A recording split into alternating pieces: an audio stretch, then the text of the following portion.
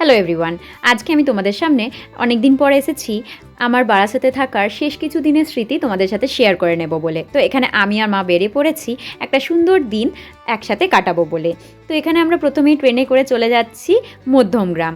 এরপর মধ্যমগ্রাম স্টেশনে নেমে সেখান থেকে আমরা ধরে নেব একটা অটো, কারণ আজকে আমাদের প্ল্যানিং সোদপুর যাওয়ার।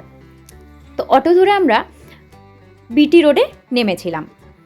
তারপরে একটা টোটো করে আমরা পৌঁছে গেছিলাম একটা সুন্দর restaurant cum resort Nihar on Ganges. একেবারে গঙ্গার ধারে অবস্থিত এই রেস্টুরেন্টটি বিকেলে কারোর সাথে সময় কাটানোর জন্য সত্যিই সুন্দর। আমার তো বেশ পছন্দ হয়েছে, আপনারাও চাইলে এখান থেকে একবার ঘুরে আসতে পারেন। বেশ কিছুক্ষণ আমরা অনেক ফটো তোলার পর অর্ডার করে নিয়েছিলাম 1 গ্লাস করে cold coffee with ice cream, chilli chicken with veg hakka noodles, আর তারপরে 1 গ্লাস নিয়েছিলাম আমি মশালা কোল্ড ড্রিঙ্কস। সব কিছুই মোটামুটি ভালো ছিল, যদিও চিকেনটা আমার অত বেশি পছন্দ হয়নি। এরপর আমি চারপাশে ঘুরে দেখতে দেখতে মায়ের অনেক রকম পোজে ছবি তুলে দিচ্ছিলাম। খুব সুন্দর এই রিসর্ট কাম রেস্টুরেন্টটি, তো আপনারাও চাইলে একবার ঘুরে আসতে পারেন। এরপর আমরা পৌঁছে গেছিলাম গঙ্গার ঘাটে। সেখানেও বিভিন্ন জায়গায় মায়ের সুন্দর সুন্দর অনেকগুলো ছবি আমি তুলে দিয়েছিলাম। তারপর দুজনে মিলে বসেছিলাম গঙ্গার ঘাটে, গল্প করতে ওখানে বসে বেশ লাগছিল।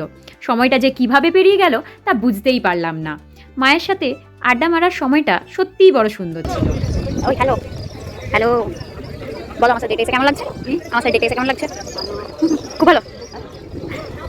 কাল চলে যাবে, তখন মিস করবে।